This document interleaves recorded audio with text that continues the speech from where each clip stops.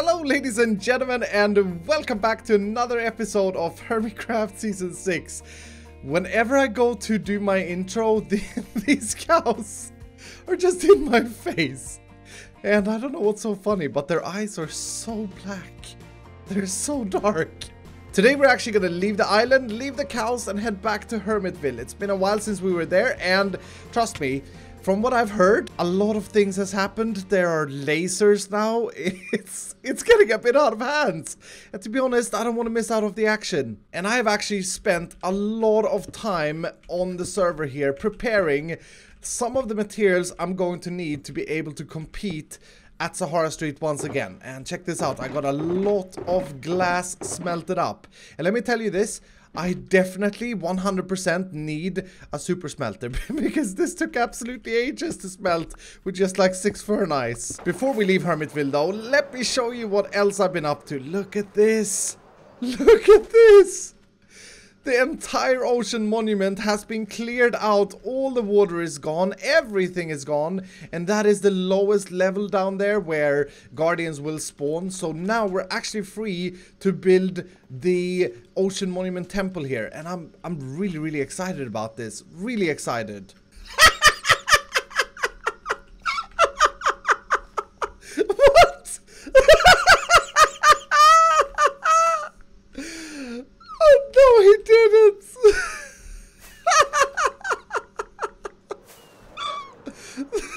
What the heck?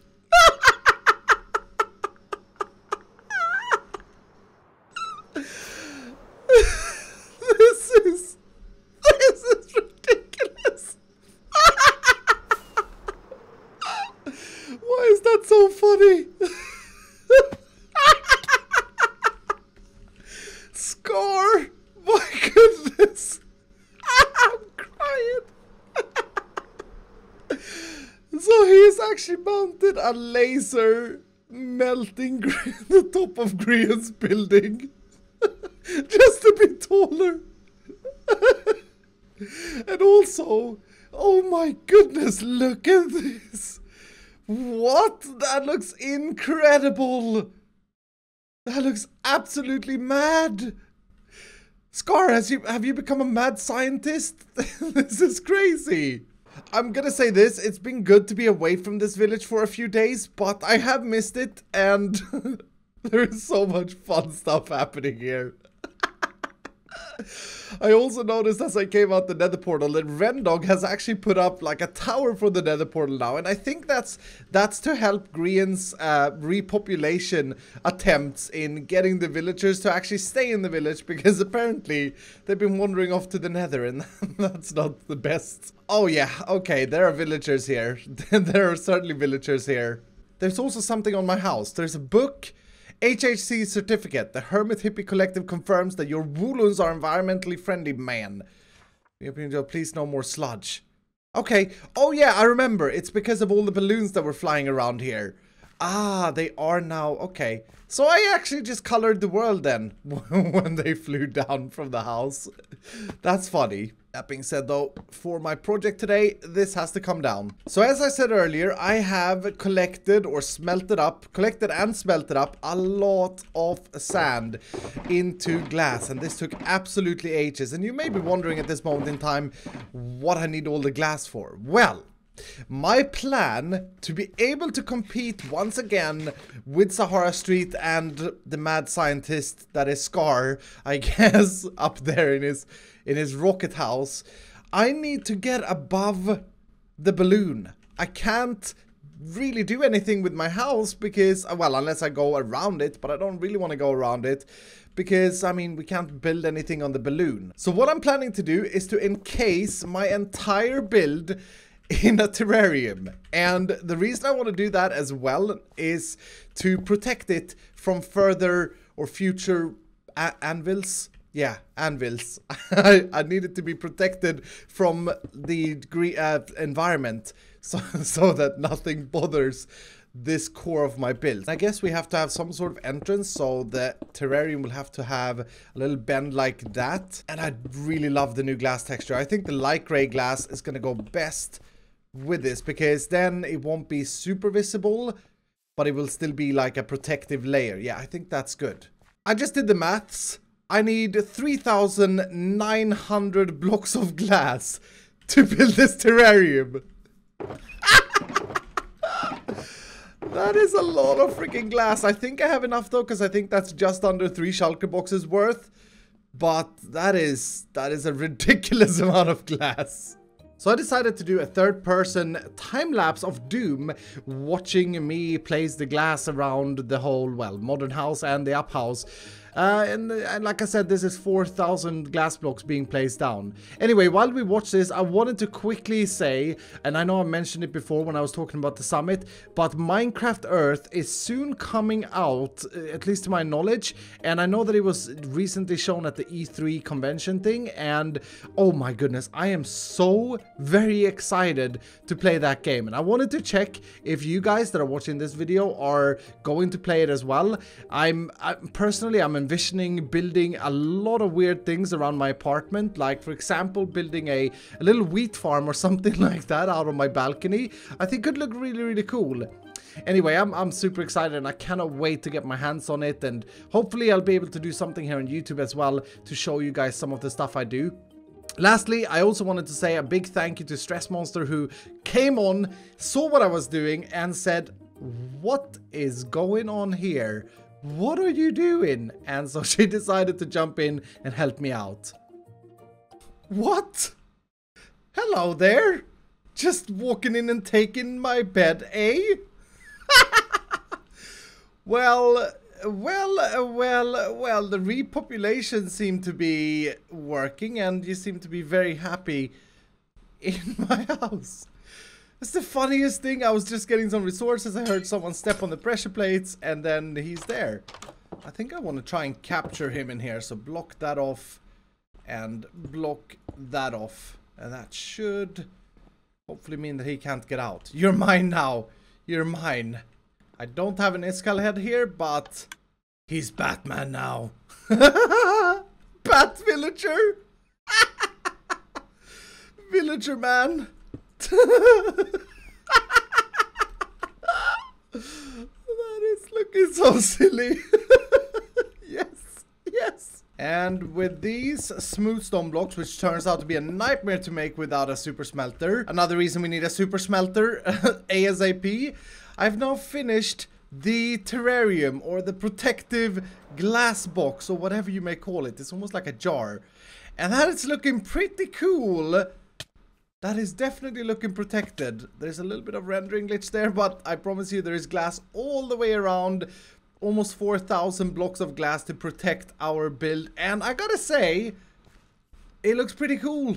It looks pretty cool. I do like it. There's a little bit of an issue on the front there, though. I have to repair that, I suppose, because I had to cut some of the island that I made away as it didn't align. But yeah, that looks safe. Now, with both of my houses and the balloons captured inside this terrarium, we're still not on the top. I mean, Scar is way up there, and I bet you Green is gonna do something to come back there and get on top of Scar again. So yeah, we're still below both of them, and that's not good. That's not good enough. We gotta change that. One of the most iconically tall buildings in the world is Empire State Building, at least in my book. For some reason, I keep thinking that Empire State Building is the tallest building in the world. I don't think that's true anymore. I'm pretty sure it's not true anymore, but I think at one point it may have been.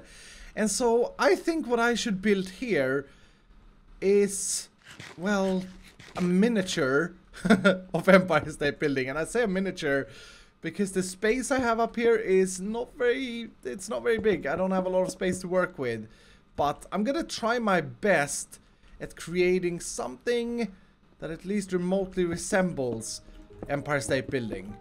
So this required a second third-party time-lapse in the same video. I think that's the first time that has ever happened. I don't do time-lapses too often. I've tried to do them more because you guys seem to enjoy them.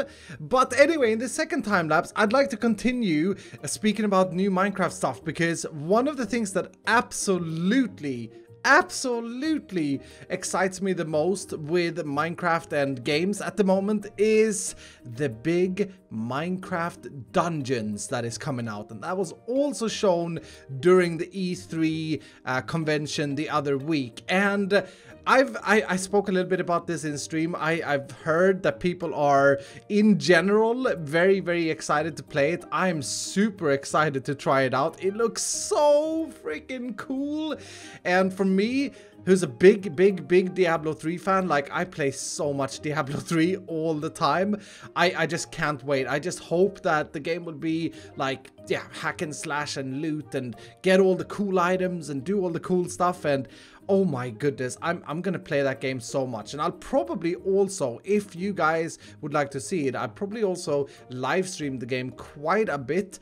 I mean, I'm hoping to play the game as much as I'm playing Diablo, which is many hours a week. It's one of my absolute favorite games, and the other favorite game of mine is Minecraft. So now it feels like they are combining Minecraft and Diablo 3, and to me that just sounds absolutely perfect. That's like, I don't know, that's like Mumbo Jumbo finding a super old style cool car that he falls in love with. I just fall in love with the thought, and yeah, like I said, I cannot wait to play it. And I would be keen to hear, in addition to Minecraft Earth, which I asked about earlier, if you guys are also planning on playing Minecraft Dungeons.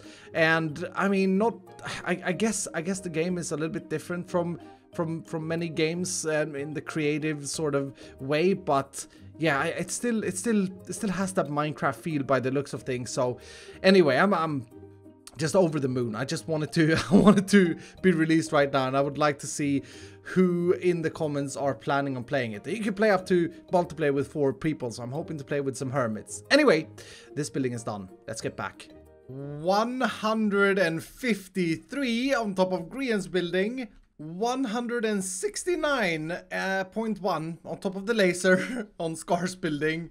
179 on my building on the very top of the Empire State building. Oh yes, we are absolutely by far back on top. And while it's clearly a miniature version of Empire State Building, I think this looks pretty good. I think this came together in a very cool looking way with the whole glass tube and the terrarium, or the terrarium, whatever you want to call it. I'm really proud of this one. This turned out very, very good. Now, I'm quite sure that we're gonna see more stuff from the others once they discover this building. Luckily, so far, no one else is online in the village, so I don't have to start worrying quite yet, but I cannot wait to see what the next moves are. I do realize that Mumbo will eventually launch his rocket, and we have to deal with that when it comes to it. But right now, as you can see, Empire State Building stands the tallest. And yeah, this place is just looking ridiculously cool, I gotta say. I mean, this is an absolute treat. I love it. I wonder if we made any more sales at Sahara Express. Oh, we made some diamonds from golden carrots. We made some diamonds from rockets. Very nice. Sand. And it doesn't look like we made any sales up here. I completely forgot that we're selling glass here. I could have used some of that. These diamonds goes into the Sahara Express fund, and we now have 20 diamonds made from this shop here. And this feels very weird because now I can't get out here. Oh, guess I can be sneaky and do that. With all of this done though, I'm going to head back to the mainlands because, as many of you know, last episode, this looks fantastic by the way. Last episode we opened Sahara, the big Sahara, not Sahara Express, the big Sahara, with some mixed success, I guess. Now, one thing that I did wrong was the beacon price. I set them to 1 diamond each, so I've since fixed that. Thank you all so much for reminding me on Twitter. Let's be honest, it was way too cheap. That being said, we did make 3 diamonds. I mean, the quest for breaking even has begun. But a bigger issue was the splitter that Mumbo created here that's supposed to spit out the Sahara box and give you the receipt in this receipt chest here. The redstone circuit for this is also quite complicated, and it actually relies on timings a little bit here, which is never the best of things because, well, if the server lags or anything like that, that may very well like cause a hiccup to the system, which may cause an issue. And yeah, this minecart shouldn't even be chilling here. I should probably push this back to the warehouse. Go. No, you stupid. You go back. Yeah. Okay. Good. Now, if I were to make it so that the receipts are separated and sent directly to this chest from the warehouse through a water stream, we wouldn't have to rely on a splitter. And without the splitter over there, we don't have to rely on timings. And I think everything will be a little bit more reliable. So I think that's the very first thing I should do. The very first change. This hopper line goes into that. So I need to feed this hopper, I assume, with the receipt. Let's see if that made it down. Yeah, there's my flint and steel, or dio burner. So currently the receipts comes out this line and ends up here where the minecart is stopped and they are then loaded before the minecart is shut off again. All I should need to do is reroute this, and I say all I should need to do. It's still a pretty big project, but if I reroute this water stream to go down underneath everything, I think I should be able to do that. So I think I've got a path from over here, which is behind the redstone, to the receipt line, or the receipt chest. And I'm not gonna lie, this is so compacted and tight right now that to avoid hoppers getting locked, I had to go out on the side underneath everything. But hopefully, whatever it was that I sent through there did make it all the way over here. Yes! Yes! Yes! And so what I'm gonna do is have a water stream come down this way. And that's gonna be the receipt entrance line right there. The ice path has been placed, and now all I should have to do is reroute this thing like so. Oh no. Oof. Oh, I was lucky there. Okay, I gotta put a pressure plate there anyway. But these are the two receipt lines that are active at the moment, and they should now make it down this tube and make it all the way to the chest. But to test it, I guess what we should do is just drop one of these up manually, because there may be a bend or something like that that it doesn't like. And I gotta say, thank goodness we have ice, right? Everybody loves ice, because without it, we couldn't transport the receipts quick enough to make it back to the shop front. Let's have a look. It did make it! It did make it all the way. Yes. Oh, that is awesome. So with this being changed, let's try and make an order. And let's just order anything really. Let's do redstone. And should see the lamps reset. Yep. Let's confirm our order. Definitely need to do something about that button though. At this moment in time, the receipt should already be... Oh, the receipt is already here. Oh, that is so quick. We could, of course, send the shulker boxes in a water stream as well, but it's an active decision that we wanted to have a minecart because it is cooler if you, as a customer, want to look at the process when you order something. That being said, though, when I envisioned it, it was sort of showing the minecart in this area somehow. But anyway, the minecart has arrived, and so... Did I hear something click? Oh, did something fail anyway? Yep, the redstone box was picked, no problem there, but the minecart was released quicker, and this was the whole issue. The minecart is released quicker than it needs to be. Oh, I wonder if I dare to rebuild this. This is Mumbo's system, and I'm never really safe in redoing someone else's redstone. So in theory, I should be able to, and I say should be able to because this is super scary.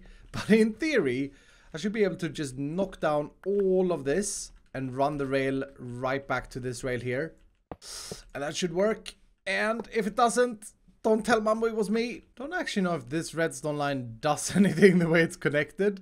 I don't feel like this here is powering that, but maybe it is. I'm not gonna overthink this, but I have moved the rail around. I've removed his entire unloading station. I also threw the shulker box in manually, the one that we ordered with redstone. And oh no. Oh no, so this is powered by something. Whoops. Okay, let's empty the shulker box.